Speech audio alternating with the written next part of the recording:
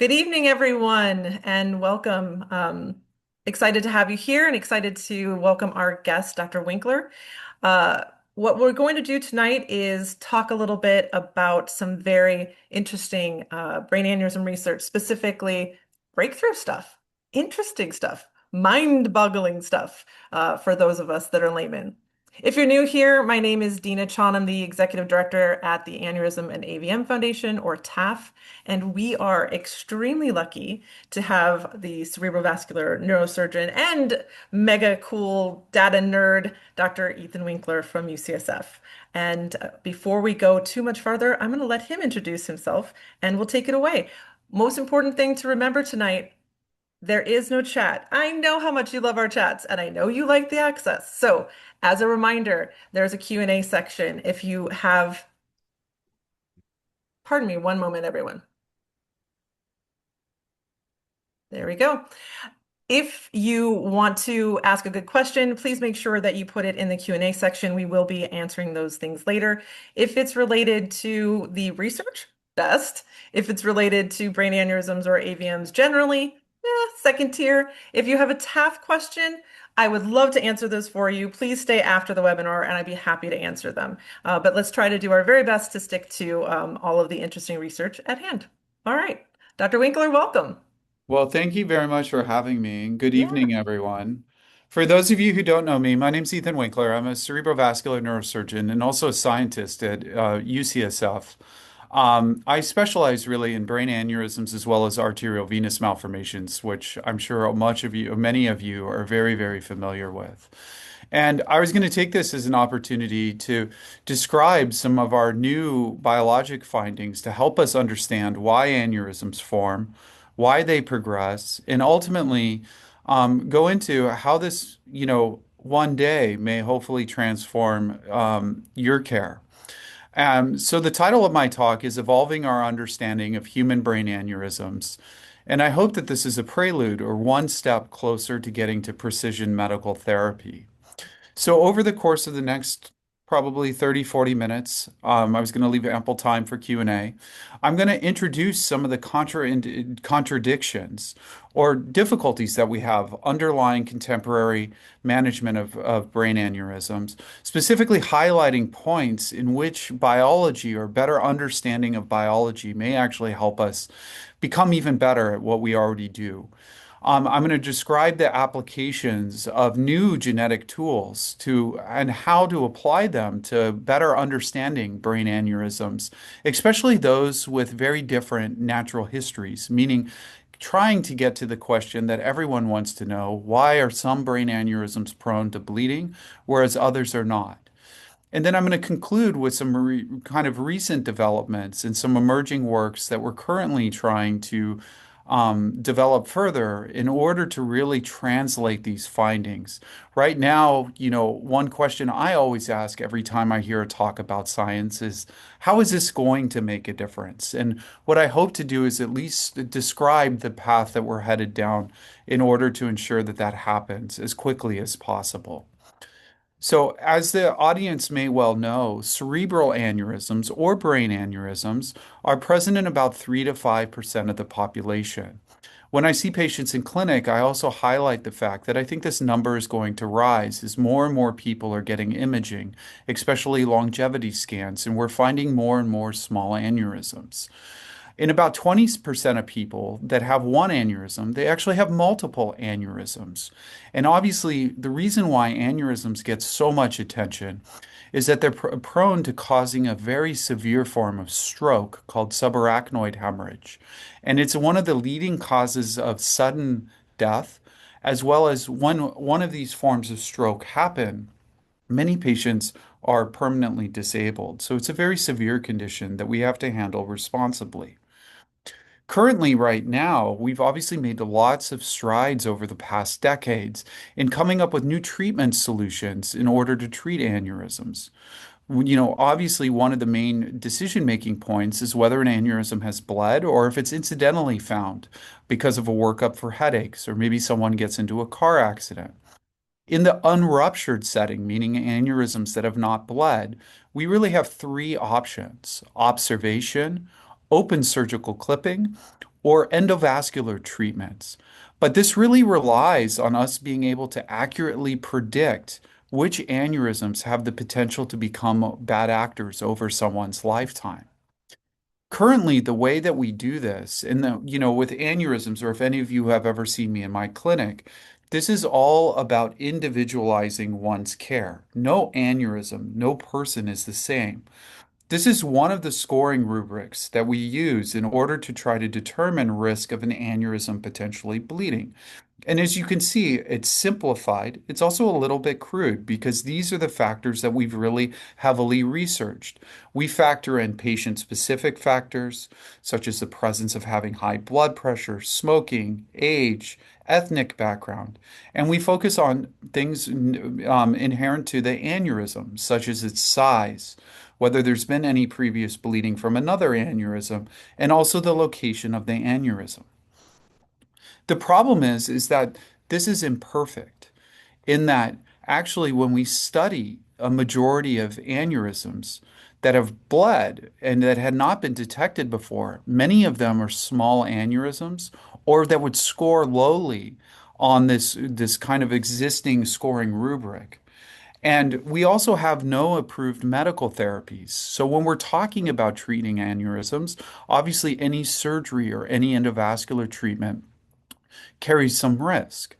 We also don't have great solutions for certain aneurysms, and I'll highlight some of those in a moment.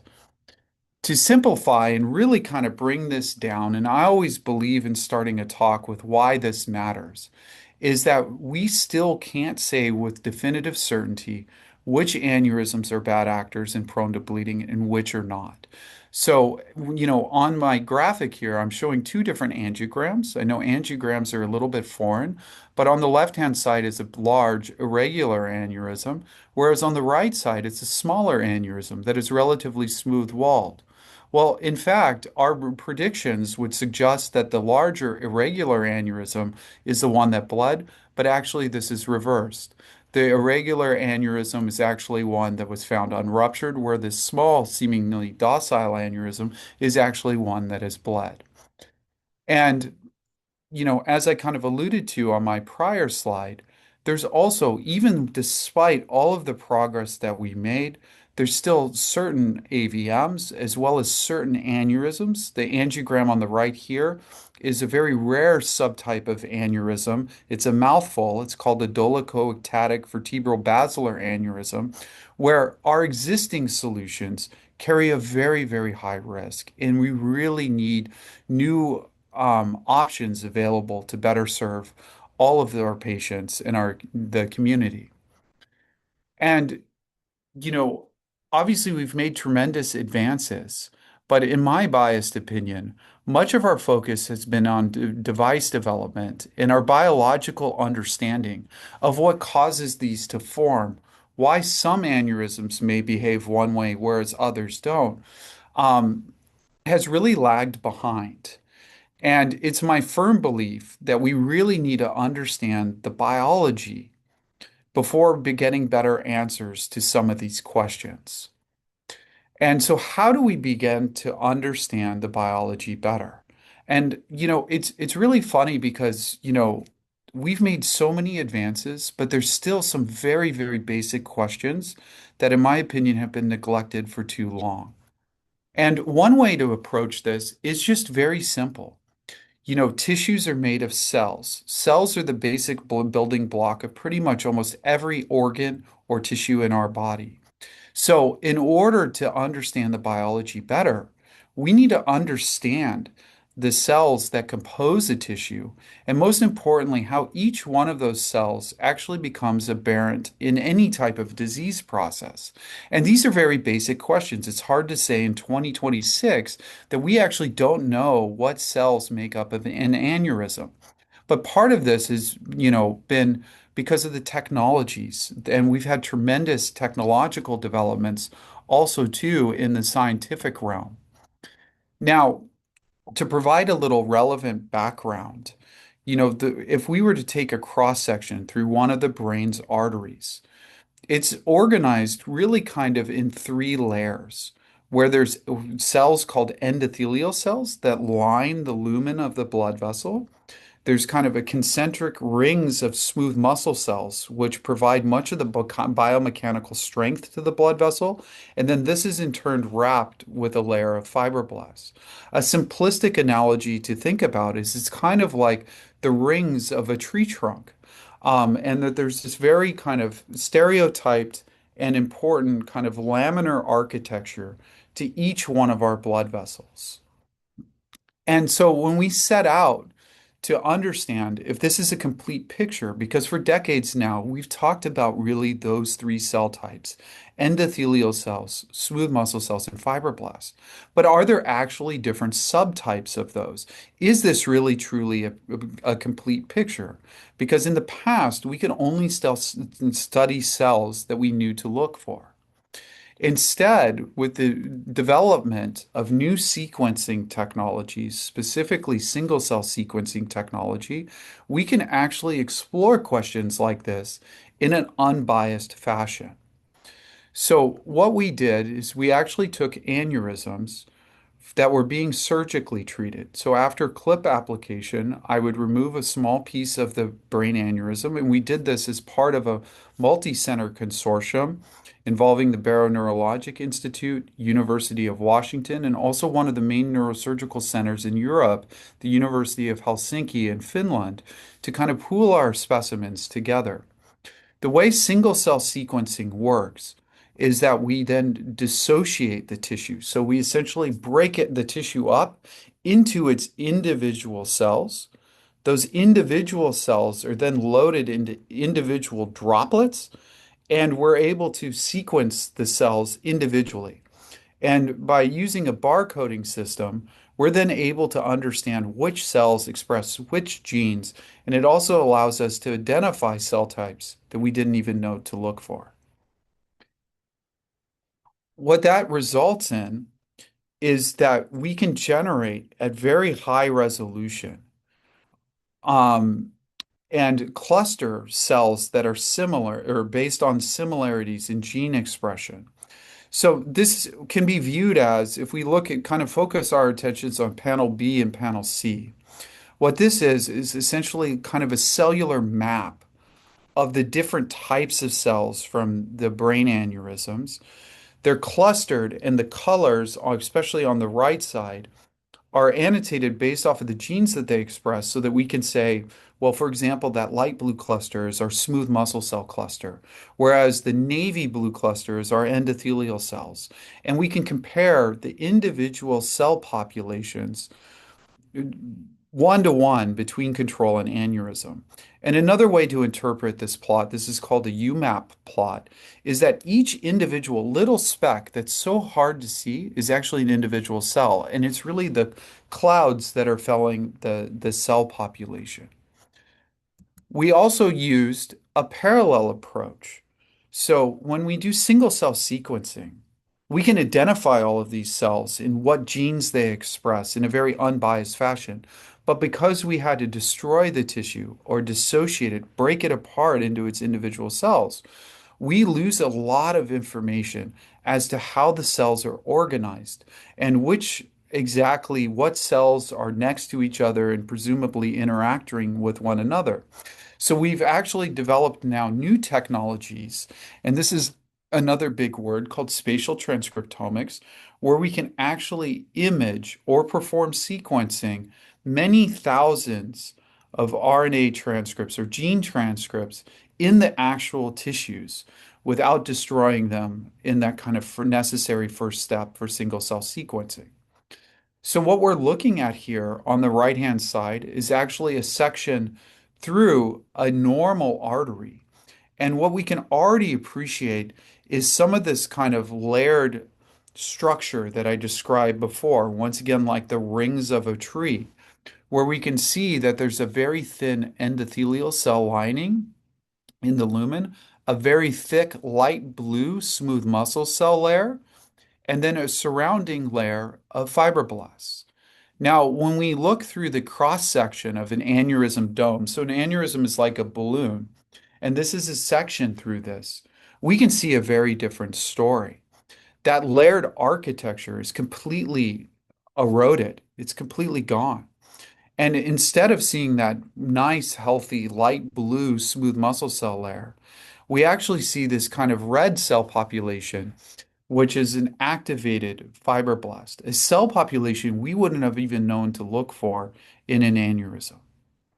And when we analyze both the single cell sequencing as well as these spatial transcriptomic tissues, we find a very stereotyped pattern. So this isn't an artifact of one analysis.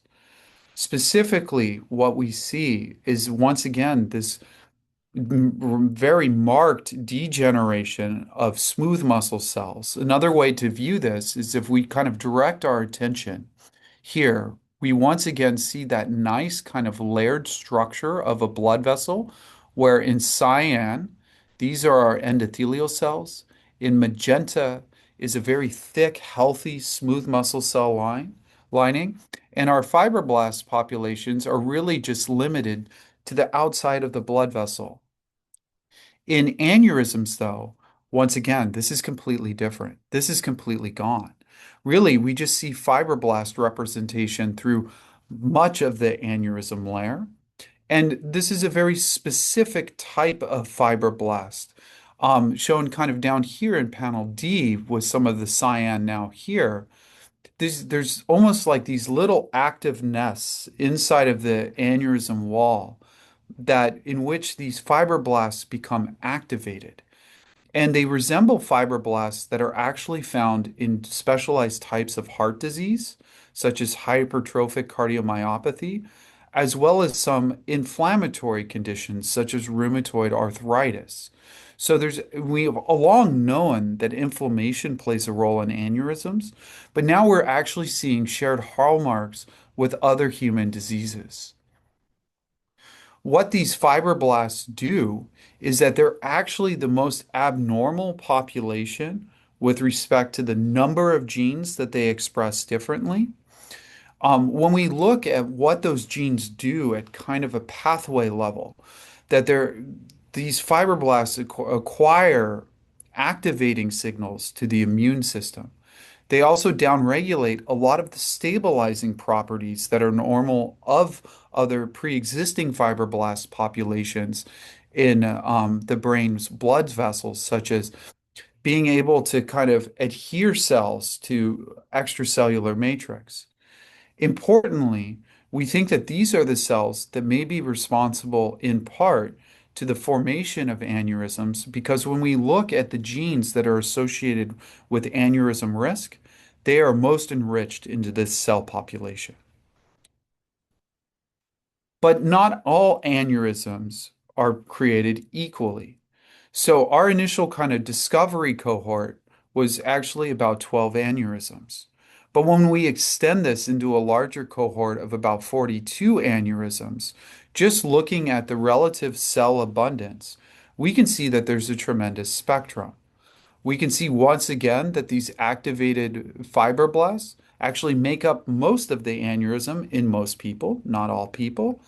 But we can also start seeing that there's varying levels of that smooth muscle cell population, as well as kind of this bright pink color, which is going to become an important player here in just a second. So not all aneurysms at a biological level are created equally. And so naturally, we want to ask if some of these biological variations are associated with differences in clinical behavior, specifically the risk of potentially bleeding. So, in order to do this, we once again turned to our larger cohort of aneurysms, which is 42 aneurysms, and did direct cell comparisons between aneurysms which had not bled before and aneurysms which had previously bled. And what we found, kind of highlighted over here in this figure over in panel B, is that not only do we see further depletion of the stabilizing cells in arteries, smooth muscle cells, but that we see a marked increase in a very specialized type of immune cell called a macrophage. But these aren't traditional macrophages that we know to look for. they actually resemble a cell that's normally found in bone called osteoclasts that are responsible with degrading bone. And we know a lot of aneurysms are actually calcified.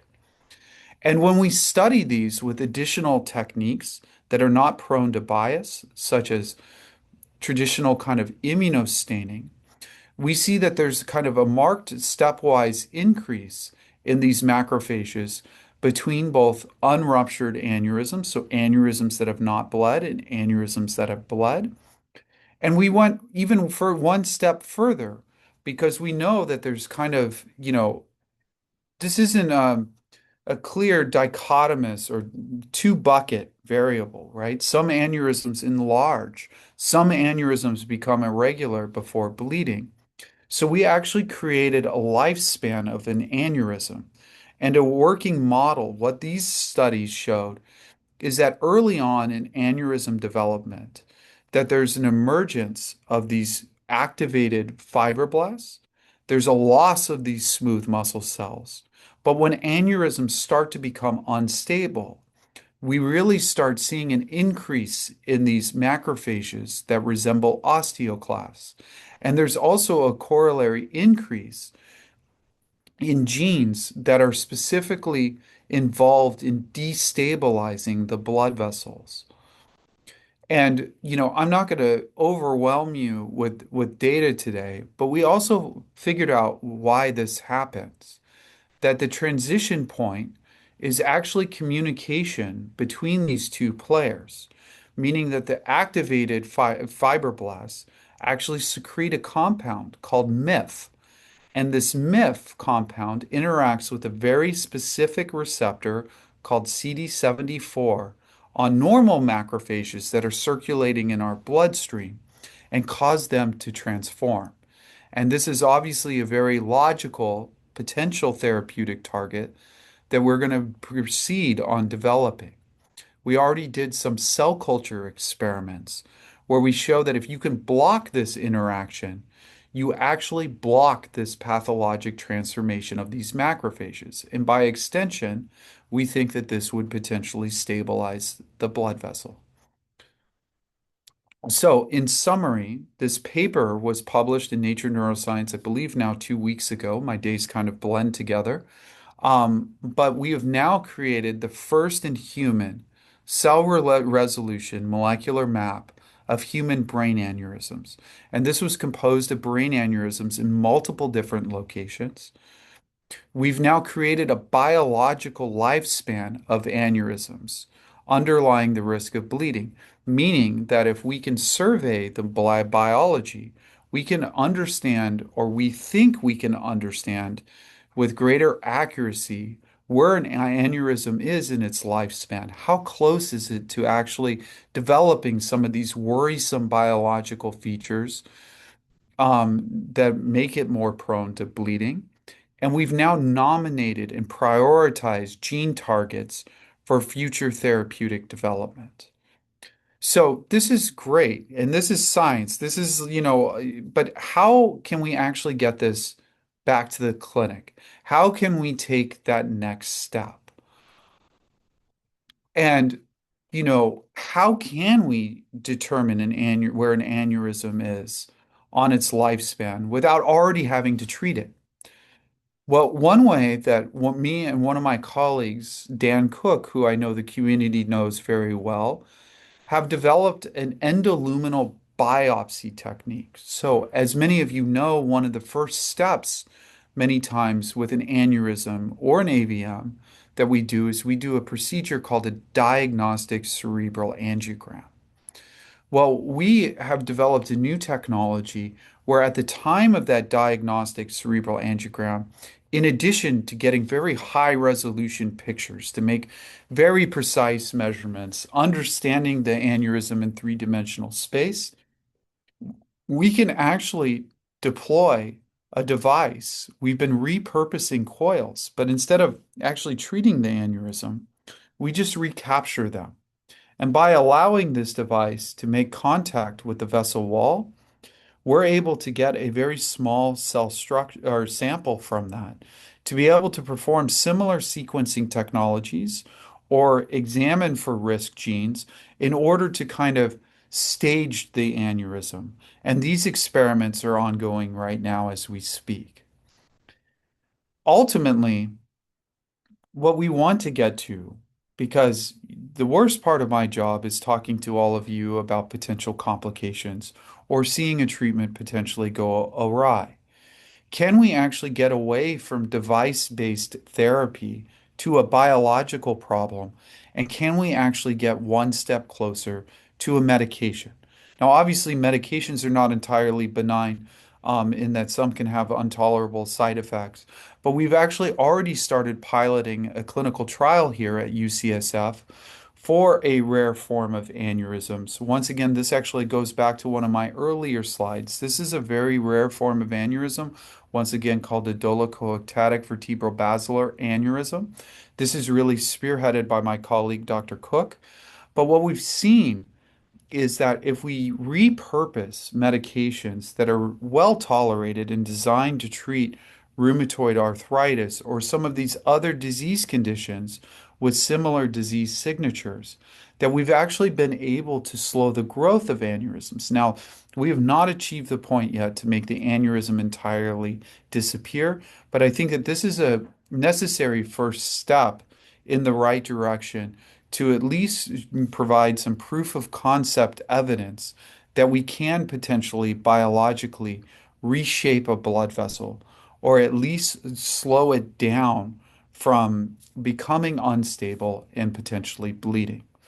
And, Dina, I know I didn't use my whole time, but I figured this would allow ample opportunity for questions. But once again, I'm the elected spokesperson tonight, but Dina and I were chatting before I hopped on. This is really a community effort. My direct collaborators in this work were a number of different investigators across departments here at UCSF, Barrow Neurologic Institute, the University of Washington, and once again, the University of Helsinki. But really, this was a community effort. This work was supported by the TAAF, the Brain Aneurysm Foundation, my department, as well as some NIH funds. And, without the inspiration of my patients, the community, none of this work would happen. And I especially want to end with acknowledging all the wonderfully talented young people in my laboratory who are really doing the hard work day in and day out. And without their contributions, their dedication, and being inspired by the patient stories that I share with them, none of this would be possible. So, thank you very much. I really appreciate ending here with these amazing folks on your team as well. But it is, just like you'd said, to me, it is and was and continues to be a team effort. I would add to what Dr. Winkler said to thank so many of you when he says that this was partnered in with people that you know, he means you.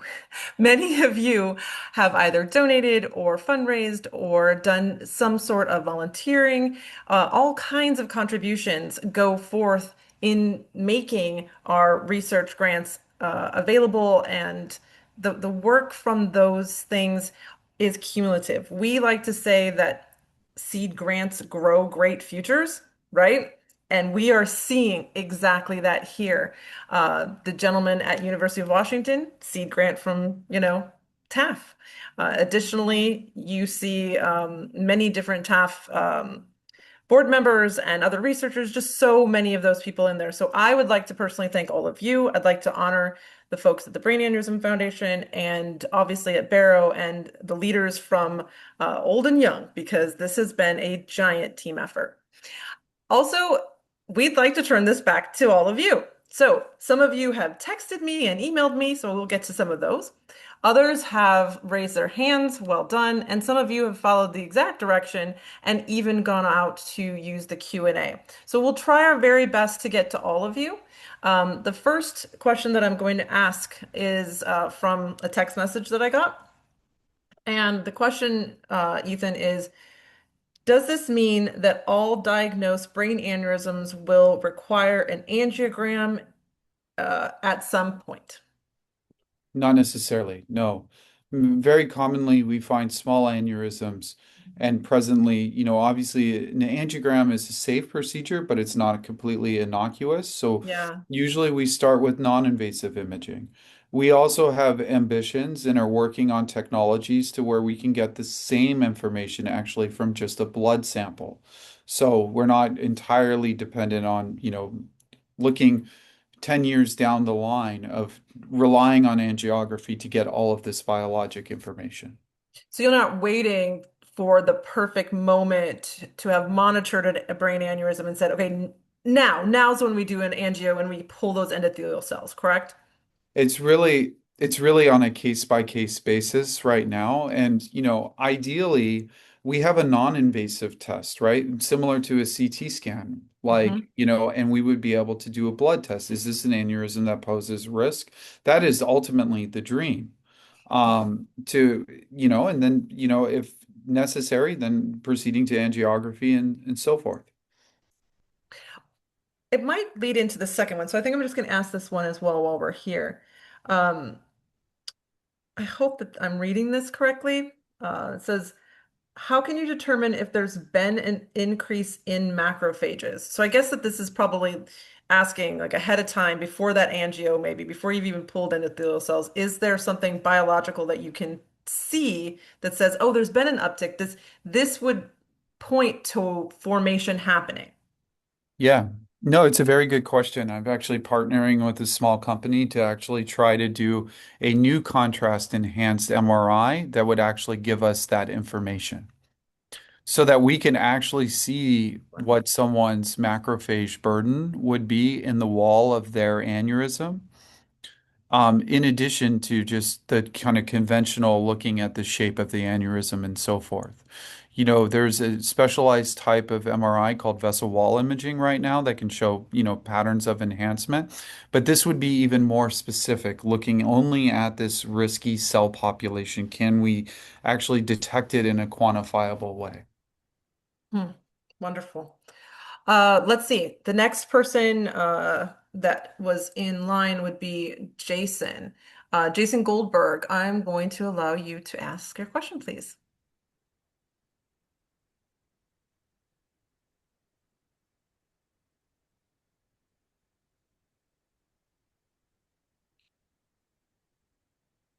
Jason, are you with us?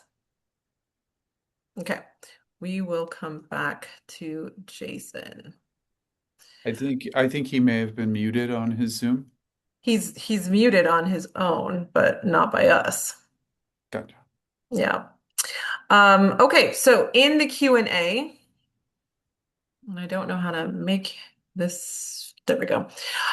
We've got Cornelia. So Corey wants to know, how do you preserve the tissue for the sequencing tissue slide? Oh, that's a great question.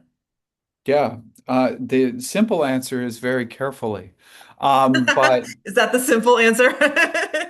no, one of the challenges of studying aneurysm tissue is that it's actually a very small tissue section.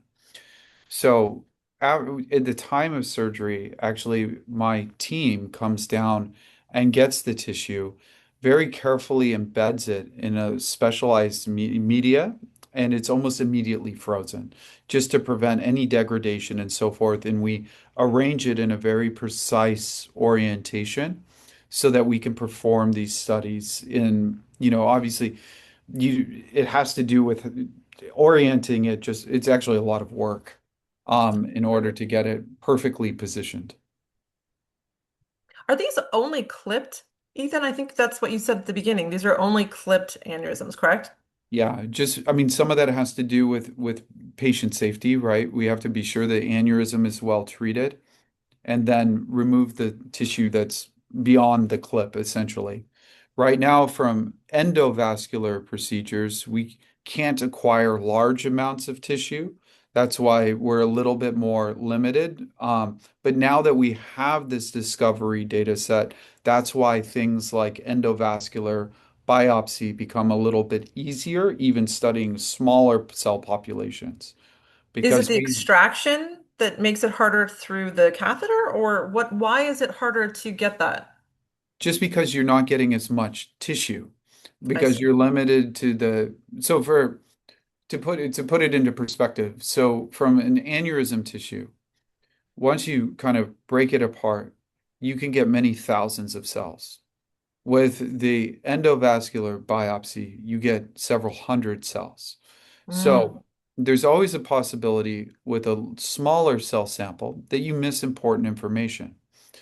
Obviously, the number of aneurysms that we do open surgery are less and less just because we're getting so good endovascularly. But now we know what the ground truth is. We know what we're looking for. So now we can focus on developing even the smaller cell input type sampling further and further. And in doing so, even start mitigating for any error. Um, okay, let's see. Next, I will call on someone here in a moment. So that person is going to be Sharon next. But from our Q&A, Sonia asks, let's see, Dr. Winkler, thank you for your presentation. I have a personal history of multiple intracranial aneurysms, and I was wondering, based on the current evidence, how accurate and clinically useful is genetic testing in determining whether aneurysms are hereditary? Are there specific genes that have been clearly identified, or is the science still evolving? Thank you so much, Sonia. Sure. So with genetic testing of aneurysms, outside of rare situations and genetic syndromes, but those are very minority of aneurysms. Large kind of genome-wide association studies have really implicated 9 genes. And the inheritance pattern for many aneurysms is not like you have one gene, you have an aneurysm. It's what we call polygenic. So it's actually quite difficult sometimes to interpret. Okay. And actually, the other works, not my own work, but some of my close collaborators, especially over in Japan, have identified that actually aneurysms sometimes can form not from mutations that are in every cell of your body, but actually mutations that arise just at a specific site in the blood vessel itself. They're called somatic mutations, meaning that they're not ones that are inherited and they're not ones that are passed down to children. Hopefully that makes everyone feel a little bit better too. Sharon, I am going to, there we go. You have the floor. Please go ahead and ask your question.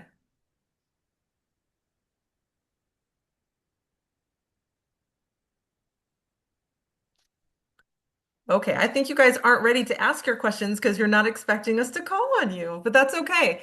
Um, if you have your hand raised, I would absolutely be willing and interested in letting you ask your question live. So I will say again, the next person, Sharon, we're going to come back to you in a moment and let you try again. Otherwise, the next person up will be Frankie. Let's see, from the Q&A. On the note of diseases like RA, I'm curious whether there are models or studies done to see how the body responds in different molecular and cellular environments, such as inherited and acquired CTDs. Specifically, what is the body's arsenal, as we know of, capable of in these different situations? I've always had a lot of questions about those of us who have maybe RA or other things like psoriasis or any of these inflammatory spaces, right? Mhm. So I think this is where Mohammed is coming from. Curious about models or studies done to see how the body responds to different environments.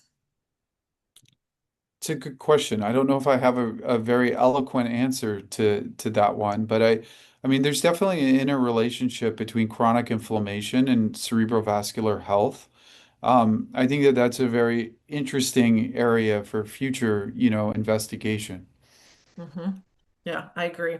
And when I read the bit about inflammatory pieces in the macrophages, I was like, oh my goodness, how crazy that we laymen have been saying for a while, there's got to be a tie.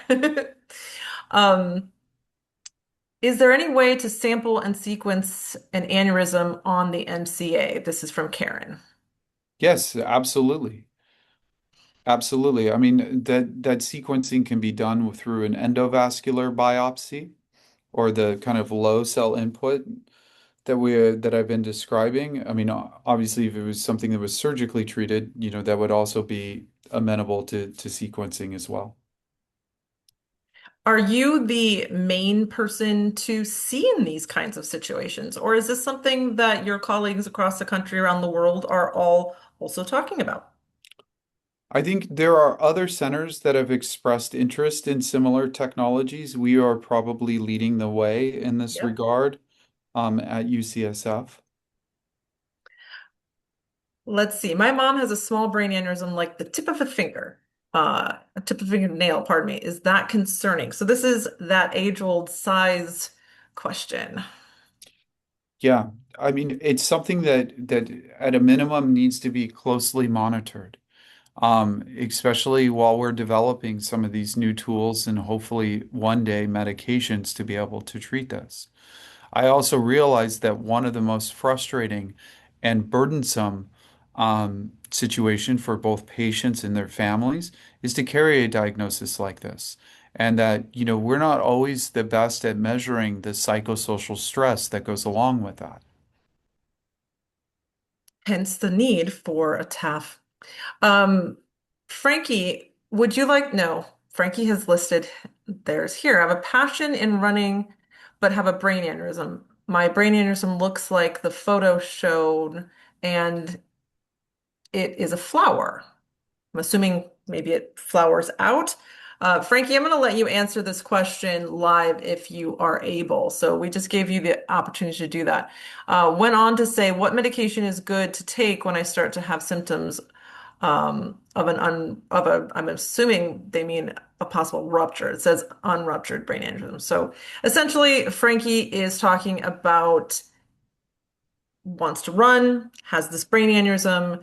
Is there anything to, I suppose, monitor here and medications that are good to, you can't avoid symptoms if you're having a rupture. So I don't think that part really works. But can you talk about exercise and running and having a diagnosis, maybe, Ethan? Sure, absolutely. I mean, I counsel all of my patients that cardiovascular exercise, especially light jogging, walking, I think it's actually important to continue doing it. Where we really want to share care is with really, especially heavy lifting, things that cause excessive straining, just because we always want to avoid, spikes in blood pressure. Um, but, cardiovascular exercise is also important that, just because you carry a diagnosis of something such as a brain aneurysm, that we're also still attending to your overall health. And, obviously becoming sedentary or avoiding cardiovascular activity also has other, consequences such as weight gain, your heart health, and so forth.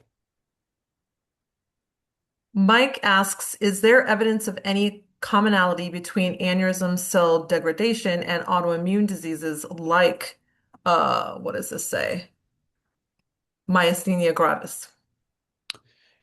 It's a fascinating question. It definitely shares characteristic with other autoimmune diseases such as rheumatoid arthritis, Right? psoriatic arthritis. When you look at the immune response in aneurysms and AVMs, they're actually very different from one another. So there's even kind of specialization in the immune response between conditions affecting the same tissues within the brain. So how similar it is to autoimmune disorders, remains to be unseen. And I'm hoping as more and more of these studies come out, both within the brain's blood vessels, but also other organs, that's something that we can start answering and asking those questions. How similar are they? How different are they? Can we repurpose therapeutic agents for another disease for the purpose of brain aneurysms? Or do we have to think outside of the box? So that's very much a very good question, and also one that I think we're going to make a lot of progress on over the next 5 years. We're definitely seeing, repurposed biologics for things like rheumatoid arthritis, like, psoriatic arthritis. These things are seemingly being repurposed all the time. Um, Again, thank you for all your text messages and emails. If doctors can now better understand why aneurysms rupture, does that mean they'll be able to tell whether my aneurysm is dangerous?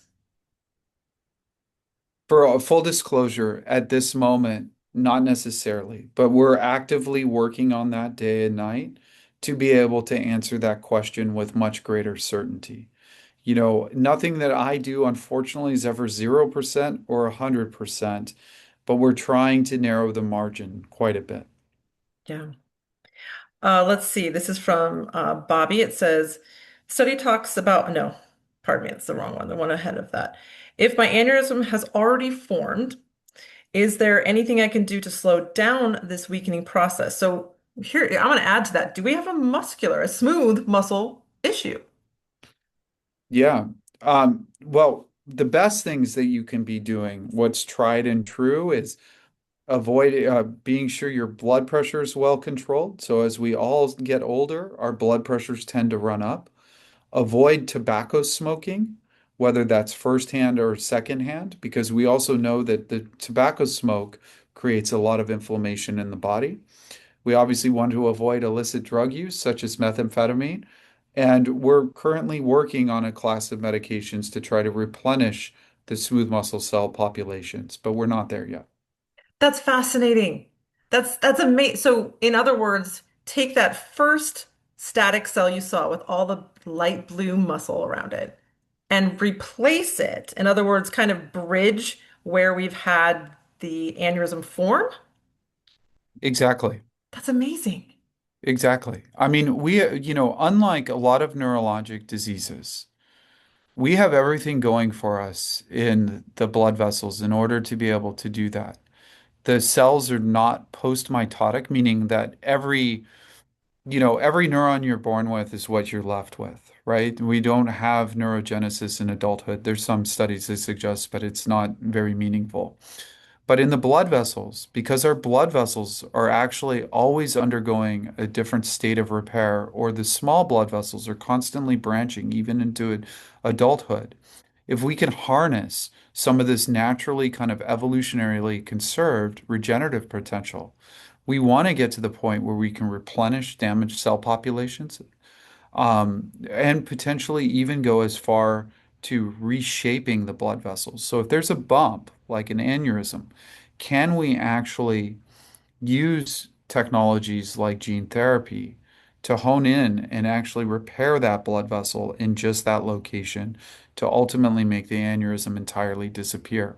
And that's something that we are very excited about and actually actively working on. I said mind blowing before I meant it. That's Oh boy. Okay, let's see. We're gonna go on. You're still good? You're still with me, Ethan? Mhm. Okay. All right. If you have questions, please do put them in the Q&A. It seemingly you're unable to mute yourselves. Thank you for that. I don't know why. There's nothing on our end that we can see, so we're gonna go this way. Let's see. Laura wants to know, hi, Laura.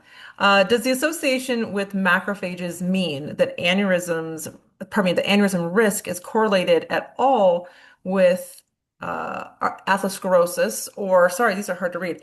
And or are there also other reasons that the macrophages would develop? Forgive me, that was my problem trying to read that.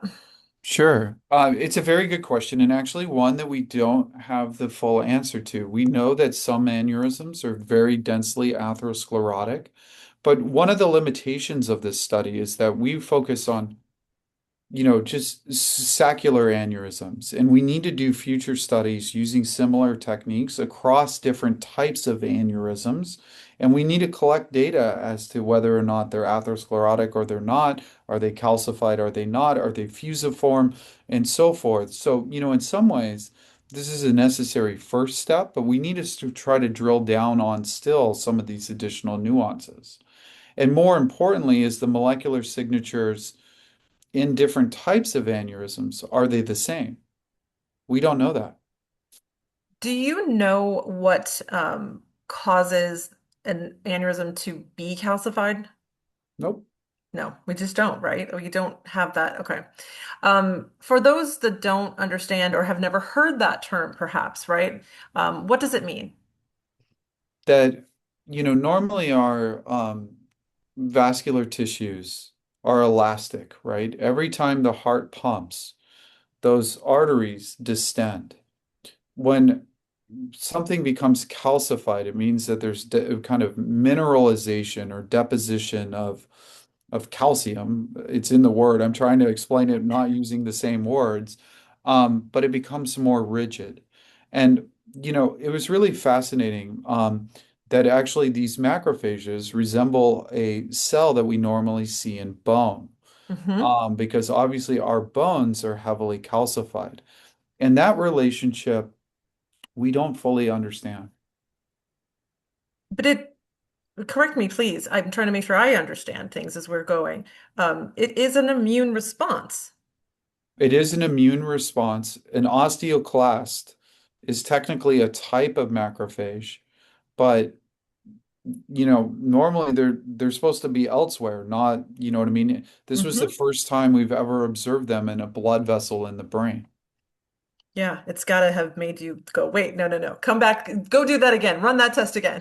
And actually, another paper came out several weeks in advance of us publishing this, looking at a model of aortic aneurysm, so outside of the brain, and they find a very similar cell type. So why Really? all of a sudden these cells are showing up and are associated with aneurysms in multiple sites, nobody knows. But this is a very new finding.